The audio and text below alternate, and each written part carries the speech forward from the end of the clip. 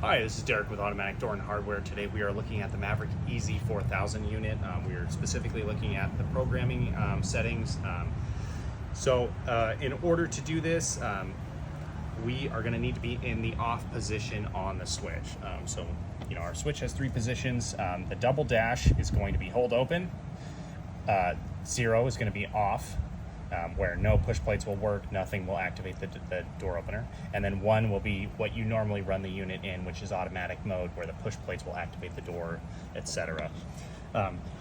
So we're going to put the unit in 0 mode, and you will see here, we are already ready to program. When you put it in 0 mode, you'll see this LED right here, it starts to blink at you. I'm going to show you real quick. I'm going to put it in automatic mode, and you'll see it goes away. As soon as you're in off, it will come back on, indicating you are in programming mode. How this works is we have an up and a down.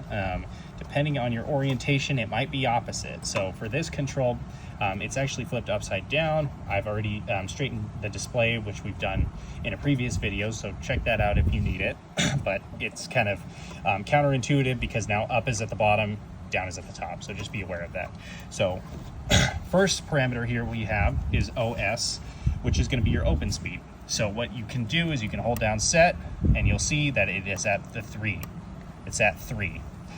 So what we can do from there is we can move it up. So I moved it up to 5. I'm going to put it back down to, I'm going to put it at 4 because 4 is what it should default at. So there we go, 4. Okay. Next we're going to go open. OC is going to be open check. So let's see what's going on there. We're at 9, which is correct on default.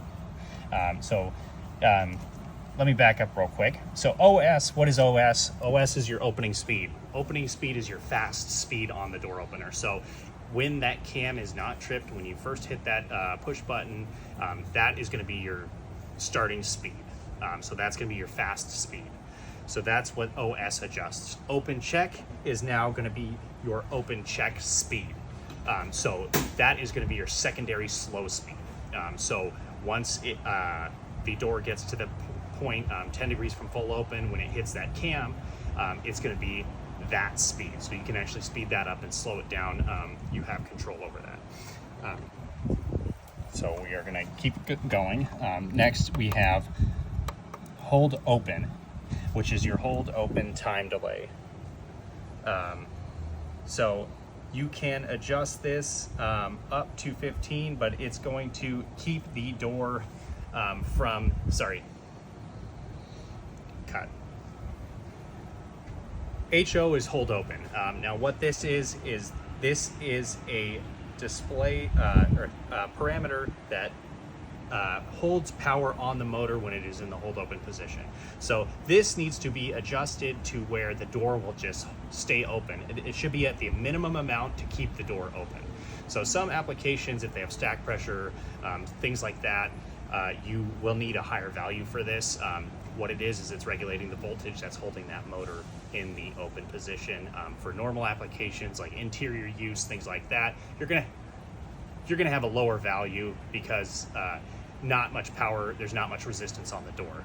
So that should be set as low as possible. Yeah. And next one is SS, which is safety slow. This is going to be your creep after the obstruction. So what that means is if your door senses an obstruction, so let's say somebody's behind the door and they get hit by the door, or maybe there's a cart or something gets hit by the door, the next cycle after that is going to be very slow, and it's going to purposefully be slow just to make sure that whatever was in the way is no longer in the way. So this is the adjustment for that speed. So you want this to be fairly low. You want it to creep. You want it to creep open so there is enough time and that it doesn't hit you with force.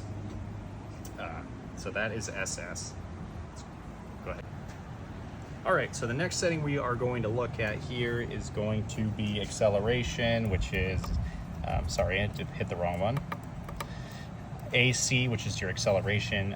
This usually defaults at 15, which is going to be your top. So unless you want to slow down the acceleration of the door, which you absolutely can, and this is usually set up fine from default. I'm going to keep going here. This is DC, deceleration, and this is how fast the door slows down after the open check switch is released. So this is set at 0 here, and that is what we default recommend. Usually you don't have to mess with this one either. So here we go. UJ, this is going to be unjam power. This is going to apply power to the control to force the door shut slightly before it opens. Now, most applications will not need this. However, there are certain applications where maybe you have binding with your strike, maybe you have an electric strike that's kind of tight on your latch, something like that. This is the setting that you would need, and what it does, again, is it shuts the door. So it forces the door kind of shut before activating it. So it will push on the door in slightly, just so that it has time for that latch to fully release before opening up. With strikes, it's a common problem for if that strike is being bound in any way, it will not be able to release. So it's a nice setting to have. So we'll keep going here. All right, here we go. So next is going to be D1, which is your time delay. So this is your standard time delay. This is going to be your time delay in association with all activating devices. So that means if you wired to your block over here, that means if you use your radio harness, and this one is adjustable from 1 to 99 seconds. The time delay actually, so like here, let me show you. So right here it's set at 6 seconds. So where does this time start? This time starts when the door hits the open check switch. So as soon as you hit it, as soon as you see that door hit that slow speed, which is, you know, about 10 degrees, should be 10 degrees from full open, that is when you can begin your count. So this one's 6 seconds. So what's going to happen is somebody's going to hit the button, door's going to open, it's going to hit that slow check, and then that's when the timer begins. So it'll be 1001, 1002, 1003, 1004, 1005, 1006, and then it'll start to come shut. So it is a little bit confusing because it's not when the door is fully open. So when you hit that open check, that is when your timer begins. So if you have a 6 second delay, it is still going to be partially opening it up during that delay. So just keep that in mind with this. So we are going to keep going here. So next one is going to be D2, which is time delay 2, and this is for push and go.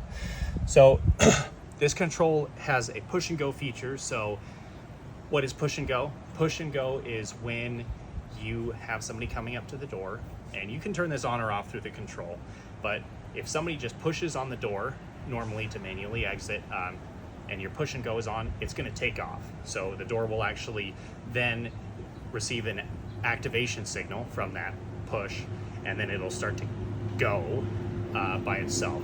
So this is useful for heavy doors. We always recommend this if you have like a heavy door or a large door. It makes it a lot easier because with these units, there is spring tension on that door, so it can make doors fairly heavy. So in order to alleviate that issue, you can turn on that push and go and have that door kind of assist in the opening while it's opening. So D2 is going to be your time delay for that push and go feature. So this one is at 1 second, so that basically once it hits fully open, the person probably already walked all the way through the entrance, then it'll start to come shut. But however, if somebody, it's coming shut, somebody hits the push plate, it'll still reactivate, and once it reactivates with a push plate activation, then it's going to go back to your D1 time delay. So keep going here. D3. This is your close recycle time delay.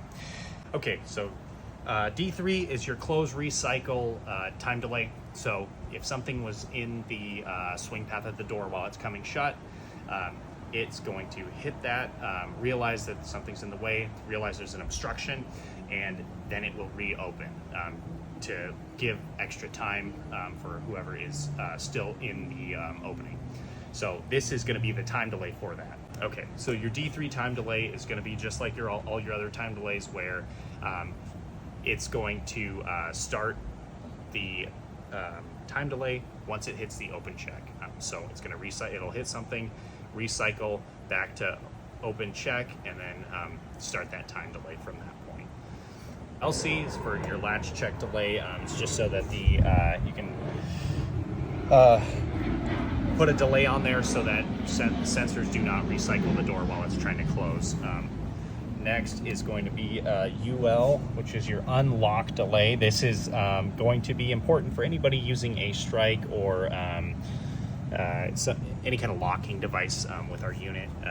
This will make sure it's going to hold the locking system unlocked for a set desired amount of time. So you have a possibility to turn it on from anywhere from 0.1 seconds all the way to 9.9 seconds, which would be 99.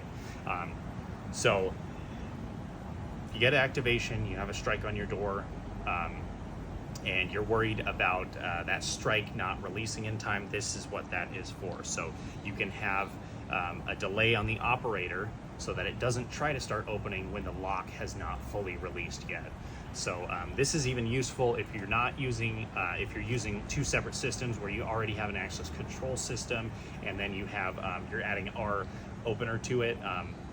Then you can ensure that you have enough time for the access control system to fully unlock before our unit gives the activation signal to go ahead and open. So moving on, we have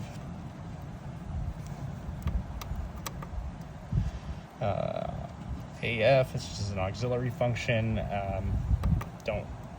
Most people don't need this, so I'm going to skip over it. CT is your cycle test.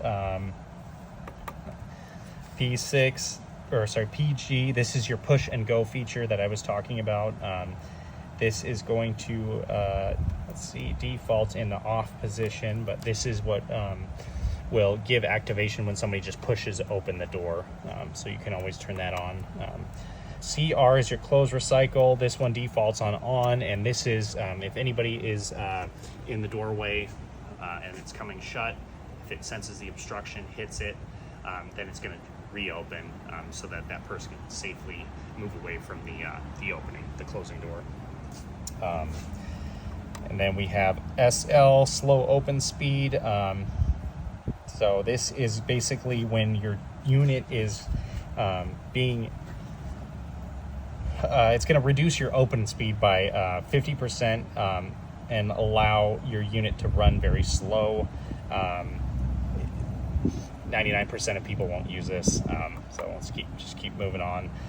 LL, this is your lock setting here. So if you are using an electric strike, if you have something, a locking mechanism into CN8, this is what enables that. So this is going to enable that to work there. Next is going to be HS, which is a hold strike. This is basically going to allow you to hold the lock unlocked for the entire duration of the cycle. So HS is going to be your hold strike, and that's if you wanted the door opener to hold the strike or whatever locking mechanism you're using. If you wanted to hold it in the unlocked position throughout the entire cycle. So, you know, if you have a mag lock, it would keep that mag lock unlocked the whole time until the full cycle is complete. All right, and then that is it. Those are all the parameters we have. Now, what I'm going to do here is I'm going to go back to, so the thing is with this opener, well, one nice thing about it is that right now I have changed a couple settings, and I actually have the opportunity to test them before I actually save those settings to make sure that it is something that I want to run with. So here, you can see right now we're still in learn mode because it's still flashing here. So I'm gonna hit, put it in automatic mode. Opener's gonna shut, but you can cycle this door now using the down button and give it an open signal, and then you can check all your settings. Like right now, and the display will run through all the positions while it's doing them as well. So there's hitting latch check, and now it's hitting. So it thinks that the door is closed now, but you can hit down to reactivate it. Okay, now after you have made your changes on the unit, and you went through, cycle, make sure your settings are where you want them to be.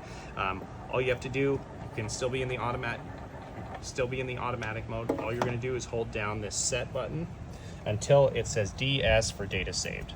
So I'm going to hold it down. You'll see it go DS. There you go. So data saved. So now it is programmed in the control. If you lose power, it's going to still keep those settings you just saved. So if you didn't save the data, what's going to happen is if you ever lose power to the unit, that temporary memory was not saved. So you're going to have to, it'll go back to the defaults and you will have to readjust it again. So just make sure you save it. Always remember, guys, to make sure to adjust these properly to meet ANSI A156.19 for a low energy door operator. Check with all your local jurisdictions, make sure your device is set within specs, and you guys should be good to go. So thank you guys for watching.